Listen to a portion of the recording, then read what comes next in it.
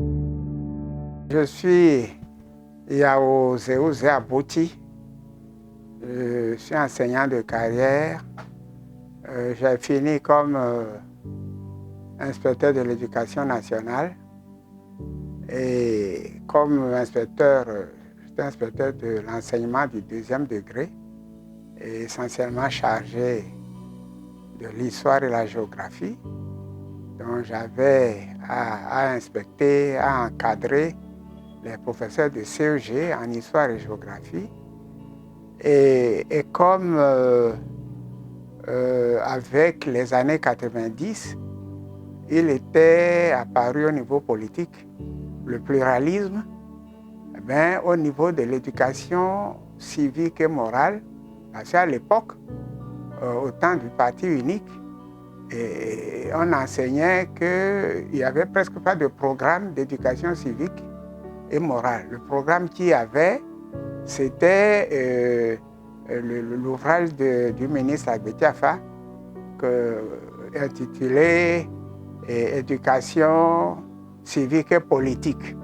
Dans cet ouvrage, il n'y avait que la philosophie du parti au pouvoir, à savoir le RPP, et qu'est-ce que c'est que les ailes marchandes du parti, et donc parti des jeunes, parti des femmes, parti des travailleurs, et aussi les slogans qu'il fallait connaître, et ajouter à cela l'hymne du parti. Voilà un peu ce qui s'enseignait.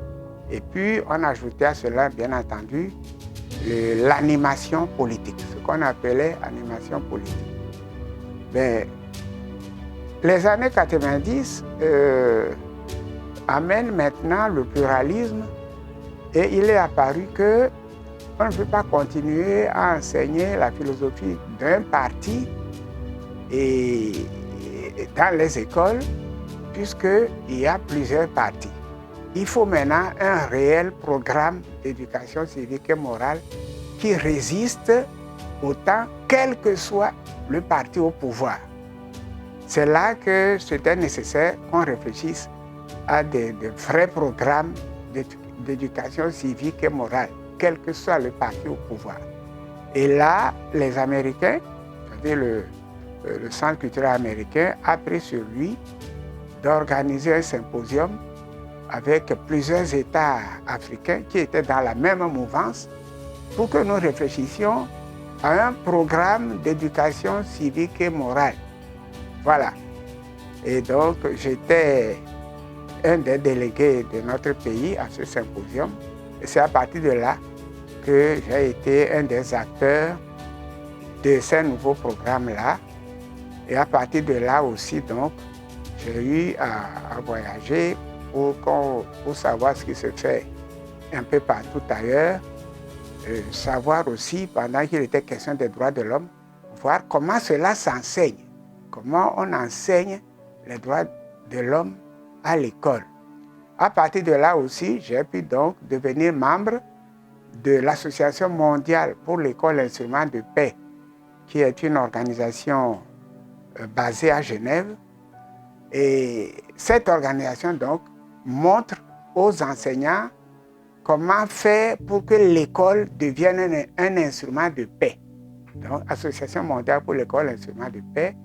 Et faisant suite à cela, j'ai été chargé de créer ici au Togo la section nationale de l'école instrument de paix. Donc j'ai été président de cette section-là jusqu'à la retraite. Et à ma retraite, étant un peu plus dégagé, donc j'ai eu à m'investir à plein dans cette section de l'école instrument de paix, EIP Togo, où nous avons eu avec les membres de notre section à organiser plusieurs formations pour l'enseignement des droits de l'homme et de la paix à nos enseignants ici au Togo.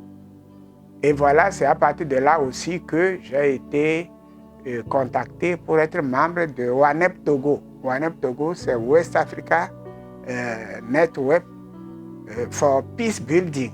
C'est une autre organisation regroupant les réseaux de droits de l'homme dans notre Afrique de l'Ouest, avec le siège à Accra, ici au Togo, dont j'ai eu également à présider la section togolaise de WANEP durant 3 années. Voilà un peu ce que je suis, parce que dans mes activités, on peut retrouver que bientôt, parfois, j'ai été contacté pour être auteur de l'ouvrage qu'on avait eu, de petit ouvrage qu'on avait écrit à l'époque, dans les années 90, pendant que les élections devaient être tenues avec un cadre pluraliste. J'ai eu à participer à la rédaction du guide de l'électeur, le guide de l'électeur, qui s'est ajouté aux autres guides pédagogiques que j'ai eu à rédiger avec d'autres collègues enseignants pour l'enseignement de l'histoire et la géographie, et aussi pour l'enseignement de l'éducation civique et morale.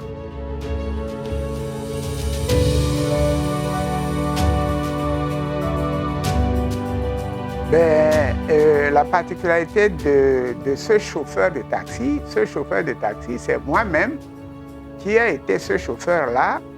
C'est venu comment? Parce que quand nous étions jeunes enseignants, vous comprenez que l'enseignement, ce n'est pas une sinécure. Donc, ce n'était pas facile de joindre les deux bouts. Alors, avec plusieurs autres collègues, certains, ceux qui sont dans les milieux ruraux, carrément, ils font des champs vivriers, parfois aussi des champs de culture de rente, pour avoir quelque chose qui les aide à joindre les bouts. Dans les villes, certains collègues s'investissent dans les cours de répétition, dans les maisons, et d'autres même investissent dans les prêts à taux usuriers. Il y en a qui le faisaient, et puis il y a bien d'autres qui cherchaient à exploiter un taxi. C'était très pratique d'avoir un taxi. Donc, moi, je me suis investi dans le créneau des collègues possesseurs d'un taxi. Alors, comment est-ce que j'en suis arrivé à être chauffeur de taxi alors que j'étais enseignant, je suis enseignant? C'est que ce monsieur le chauffeur que vous avez engagé pour conduire votre taxi que vous avez acheté avec un emprunt, hein, c'est par prêt bancaire que ce taxi, je l'ai acheté. Mais monsieur le chauffeur s'en met plein les poches et presque rien pour moi, alors qu'il y a les réparations qui arrivent. Mais comment est-ce que j'arriverai à payer la banque et puis à après jouir quand même de ce taxi pour pouvoir joindre les bouts, puisque c'était ça l'objectif. Donc, je suis arrivé à dire à monsieur le chauffeur de mon taxi, ça suffit, je ne veux plus faire de taxi, remettez-moi la clé, un point barre, c'est terminé. Maintenant, ce n'est pas fini. C'est que alors moi-même, comme je suis enseignant le jour, la nuit, je deviens chauffeur au volant de mon taxi. C'est un taxi de nuit presque. Alors, comment est-ce que j'en suis arrivé à parler de chronique d'un chauffeur de taxi? C'est que au volant de ma voiture en tant que chauffeur, les usagers, les passagers qui entrent ne sont jamais silencieux. Soit c'est deux amis qui étaient ensemble, qui prennent le taxi. Alors quand ils montent à bord, ils continuent leur discussion. Ou bien c'est des gens qui ne se connaissaient pas, chacun est monté dans le taxi, parce que vous savez, le taxi à Lomé, ce n'est pas souvent loué par un seul passager. C'est comme un bus urbain. Tu t'arrêtes, un autre entre, tu t'arrêtes, tu continues. Bon, c'est ça le taxi. Alors, ces passagers, et d'un moment, ne restent pas, ne sont pas taciturnes, ils parlent. Alors, ils parlent de quoi? De tout et de rien. Ils parlent de la politique, ils parlent de l'argent, ils parlent des femmes, des problèmes d'amour, ils parlent de l'éducation, ils parlent de la jeunesse. C'est inouï. tout ce qu'ils se racontent. Et c'est si enrichissant, si intéressant que, chauffeur, je conduis, d'accord, mais mes oreilles ne sont pas bouchées. J'écoute et j'enregistre.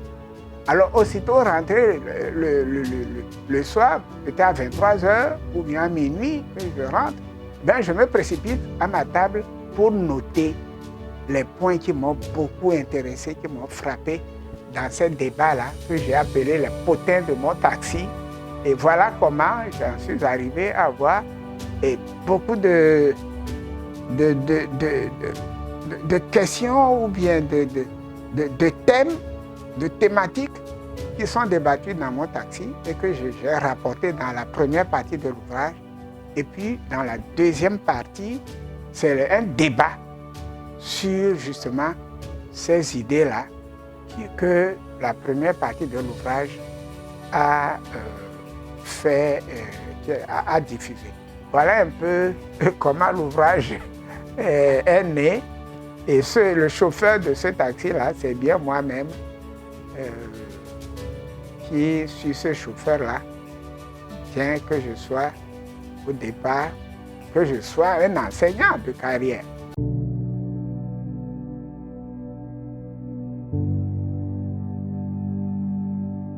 C'est la période de, permettez-moi le mot, de l'éadémaïsme triomphant. C'était comme au temps du moboutisme triomphant, c'est-à-dire le parti la période du parti unique, le RPT au pouvoir, avec le président Eyadema à la tête.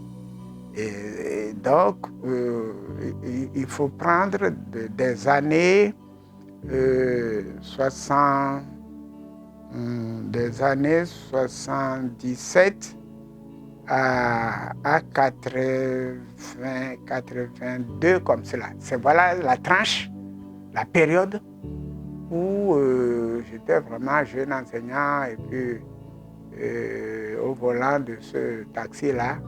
Et vous verrez que les usagers de ma voiture parlaient souvent de ce qui se passe dans la vie, sur les problèmes d'argent, sur les problèmes de la politique même, sur Et moi, je suis arrivé à dire que, avec certains usagers, j'avais presque peur parce que quand on disait que les murs de nos maisons ont des oreilles, parce qu'avec un régime de parti unique, et comme on l'a connu, ce n'est pas facile de parler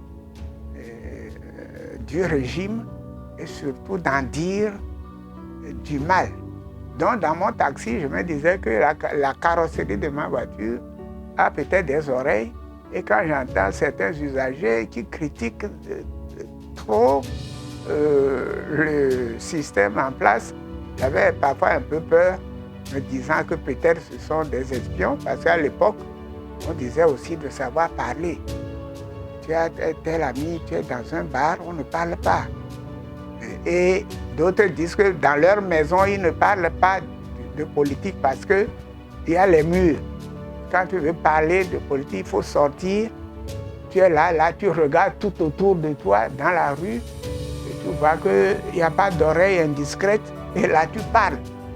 Mais si tu es enfermé dans une maison, attention à toi.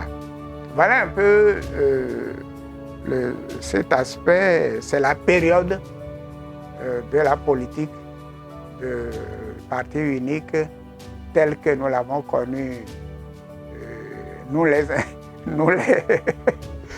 doyens, comme disent les enfants.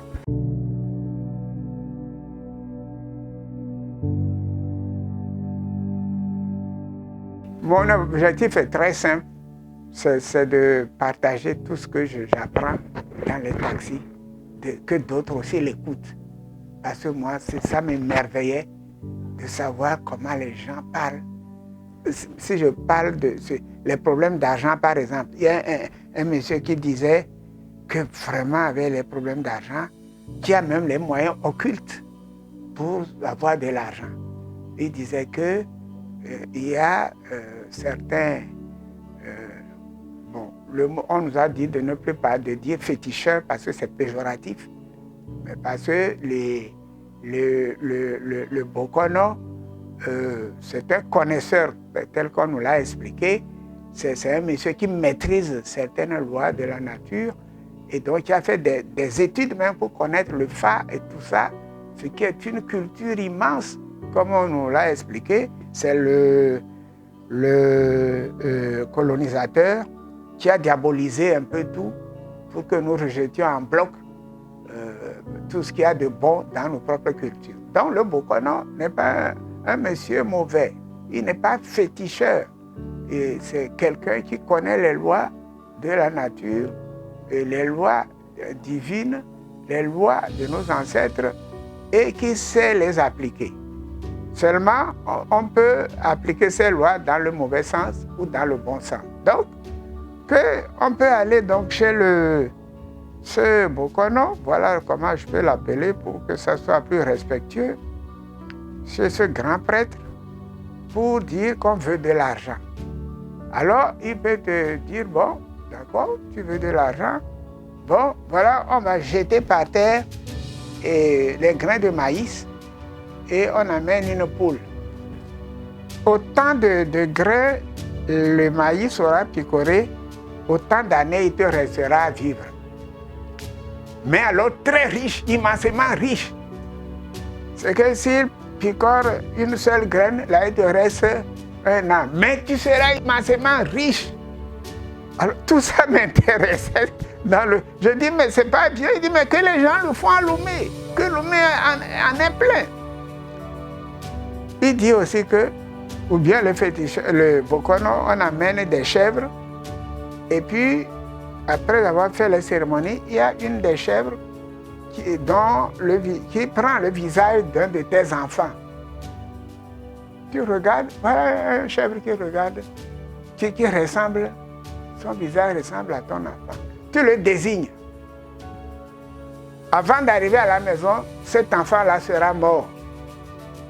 Mais tu deviens immensément riche. Je dis, mais comment on peut perdre son enfant, même si on est riche, et être content? Je dis, mais c'est ça qu'on fait à Lomé, que c'est plein partout. D'autres, c'est que tu perds ta virilité. Tu perds ta virilité, tu ne peux plus aller avec une femme, et puis tu deviens immensément riche. Je dis, non, comment tu es riche et tu ne peux pas avoir le plaisir de sortir avec une femme qui te plaît? Comment? Il dit, mais que tout le monde le fait à Lomé, et que d'autres, ils ont des femmes, mais les femmes s'en vont baiser dehors, elles ont des amants, et ont des grossesses dehors, et te les amènent. Mais que tu es riche pour dire donc, voilà donc tes idées comme ça, des choses qui se racontent dans mon taxi. Et moi, je suis surpris parce que je n'ai jamais... Alors, je veux partager. Je veux que d'autres aussi sachent. Voilà donc, parce que la question que vous me posez de savoir, quel est l'objectif poursuivi, c'est de partager avec mes lecteurs ces connaissances-là. Je les appelle les potins de taxi. C'est des bavardages plein sur tous les sujets au monde. Sur l'argent, sur la femme, sur l'amour, sur l'éducation des enfants, la politique. C'est inouï. C'était donc pour faire un partage honnête avec mes lecteurs. Ça leur permet aussi de découvrir des connaissances insoupçonnées, et comme moi-même. Voilà mon objectif.